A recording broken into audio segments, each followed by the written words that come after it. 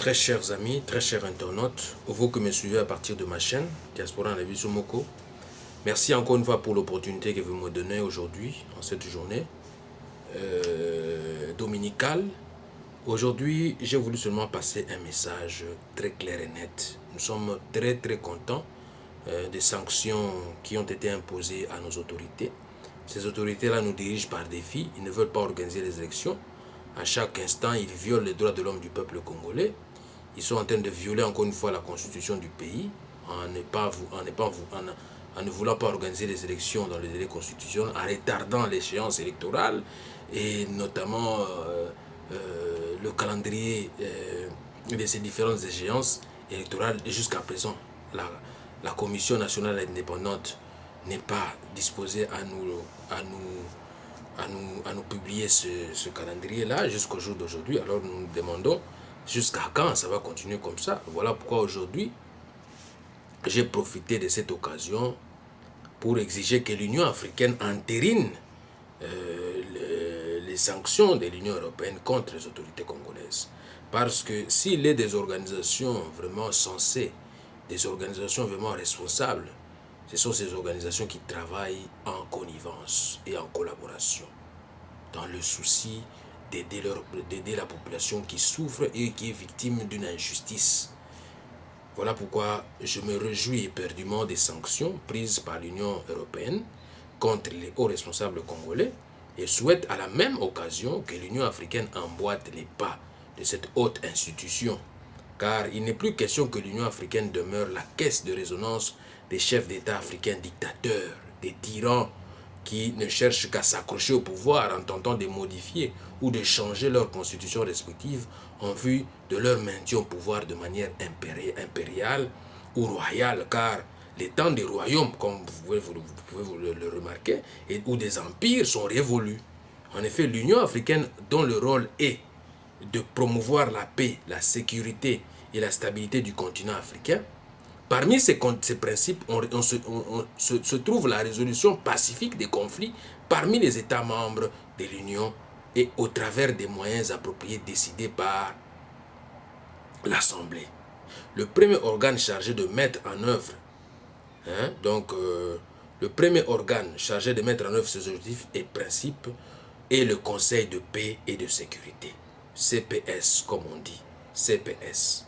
Le CPS a le pouvoir, dont le Conseil de paix et de sécurité a le pouvoir, entre autres, d'autoriser les missions de soutien de la paix, d'imposer des sanctions en cas de changement institutionnel de gouvernement. Inconstitutionnel, suivez-moi très bien, inconstitutionnel de gouvernement, et de prendre des initiatives et des actions jugées appropriées en réponse à des conflits en cours ou potentiels. Donc, le Conseil de paix et de sécurité est un organe décisionnel de plein droit. Ces décisions sont contraignantes pour les États membres. Donc, c'est clair et net, ce qui se passe au Congo, ça ne reflète pas vraiment le droit de l'homme. Voilà pourquoi je me demande quelle est vraiment l'utilité, quelle est vraiment l'importance de l'Union africaine en ce temps de souffrance, de carence qu'est en train de subir notre peuple, le peuple congolais, de la République démocratique du Congo et de certains autres pays qui connaissent la même situation que le Congo démocratique. Voilà pourquoi j'en appelle vraiment aux hautes responsabilités de l'Union africaine de sanctionner sévèrement les autorités congolaises. Parce que les autorités congolaises violent à chaque fois la Constitution, violent les droits de l'homme de leur peuple. Ce n'est pas normal. C'est un peuple en danger. Nous devons l'assister. Nous ne devons pas rester comme ça. L'article 4 de l'acte constitutif, repris dans l'article, dans le protocole de l'actif constitutif du Conseil de paix et de sécurité, reconnaît aussi le droit pour l'Union d'intervenir dans les États membres dans les cas des crimes de guerre, des génocides et crimes contre l'humanité. C'est le cas au Congo, c'est ce qui se passe là-bas. Mais que font ces hauts responsables de l'Union africaine? Donc, entériner en tout cas les sanctions de l'Union européenne. Parce que l'Union européenne a vu de trop. Et les experts de l'Union africaine, que font-ils? Je me pose des questions. Ça ne peut pas rester comme ça, impuni. Non, vous devez faire quelque chose, vous devez intervenir. Le peuple congolais est en danger. Donc je me répète, l'article 4 de l'acte constitutif du Conseil de paix et de sécurité reconnaît aussi le droit pour l'Union d'intervenir dans les États membres dans les cas des crimes de guerre, des génocides et crimes contre l'humanité. Toute décision d'intervention dans un État membre prise en vertu de l'article 4 de l'acte constitutif doit l'être par la conférence sur recommandation du Conseil de paix et de sécurité. Depuis sa première rencontre en 2004, le Conseil de paix et de sécurité a été actif lors des crises au Darfour, aux Comores, en Somalie, précédemment en République démocratique du Congo. Mais c'est une situation qui continue, c'est continuel, c'est continu quoi. Au Burundi et en Côte d'Ivoire et dans d'autres pays d'Afrique. Il a adopté des résolutions mettant en place des opérations au maintien de la paix de l'Union africaine en Somalie et au Darfour et a imposé des sanctions contre les personnes remettant en cause la paix et la sécurité, telles que l'interdiction de voyager, le gel des avoirs, etc. Le Conseil supervise la mise en place d'une force de réserve pour servir de force de paix africaine permanente. Mais où est-ce qu'elle est? Où est-ce qu'elle est, chers amis? Concernant les droits de l'homme et les crises politiques, le rôle de l'Union africaine, ancêtre de l'Union européenne, prônait le respect de la souveraineté et la non-gérance. A l'inverse, l'Union africaine se donne un droit d'ingérence dans certaines situations de génocide et de crimes de guerre. Elle joue, depuis sa création, un rôle dans ce domaine-là. Donc, elle joue donc un rôle prépondérant dans ce domaine-là. Vous avez dit le droit d'ingérence, c'est vraiment justifié par l'Union européenne et ça sera justifié aussi pour la même chose pour l'Union africaine. L'Union africaine doit emboîter les pas de l'Union européenne. Sanctionner les autorités congolaises, sanctionner les responsables congolais. Ils sont responsables de nombreuses pertes de vie dans notre pays. Voilà pourquoi j'exhorte les hauts responsables de l'Union africaine d'emboîter le pas. C'est clair et net. Vous avez vos textes, mais vous ne les appliquez pas. Vous devez cesser d'être la caisse de résonance de ces dictateurs-là, de ces tyrans-là. Vous les encouragez dans le mal. 5 ans, ils n'arrivent pas à respecter ça. Ils volent, ils trichent.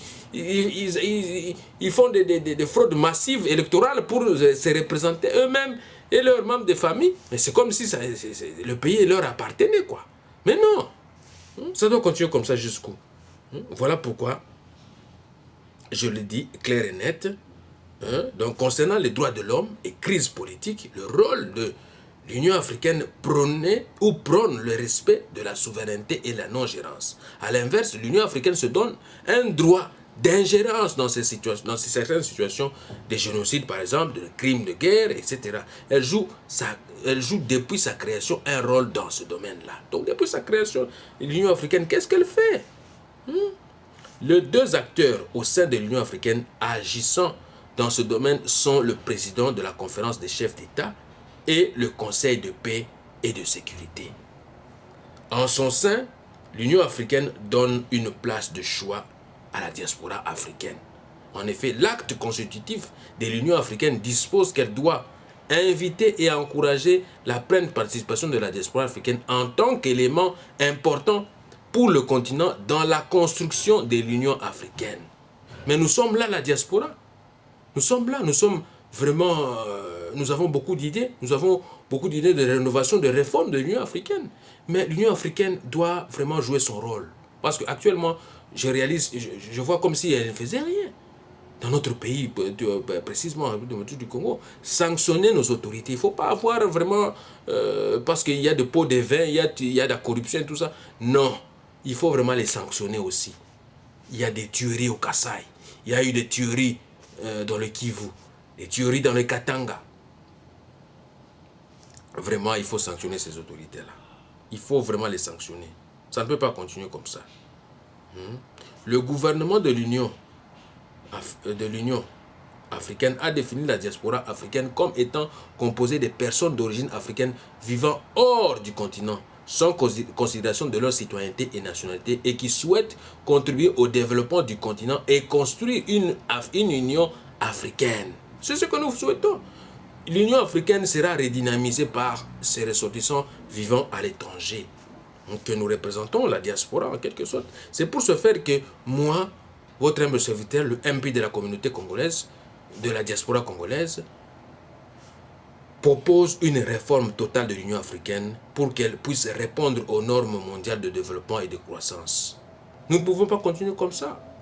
Nous voulons une union forte, une union qui puisse mobiliser des fonds, qui puisse mobiliser des forces pour aller aider les populations qui sont en danger à travers des autorités qui ne veulent pas quitter le pouvoir lorsque leur échéance arrive à terme. Ils veulent seulement faire des tripatouillages de leur constitution en ne voulant pas organiser les élections dans les délais constitutionnels, tout le temps à vouloir prolonger leur mandat, qui du reste sont constitutionnels, mais ils vont dans les extras constitutionnels. Ce n'est pas normal. Voilà pourquoi, au jour d'aujourd'hui, très chers amis, très chers internautes, vous qui me suivez à partir de ma chaîne, j'exige que l'Union africaine entérine les sanctions de l'Union européenne contre les autorités congolaises, contre les hauts responsables congolais, parce que ça en est de trop. Les populations sont vraiment victimes de toutes sortes d'atrocités. Voilà pourquoi, au jour d'aujourd'hui, très chers hauts responsables de l'Union africaine, emboîtez les pas, sanctionnez les autorités congolaises de la République démocratique du Congo pour que vraiment le droit de l'homme soit respecté. Je vous remercie. On se retrouve dans d'autres tranches pour parler encore une fois de d'autres programmes. Merci beaucoup et bonne journée.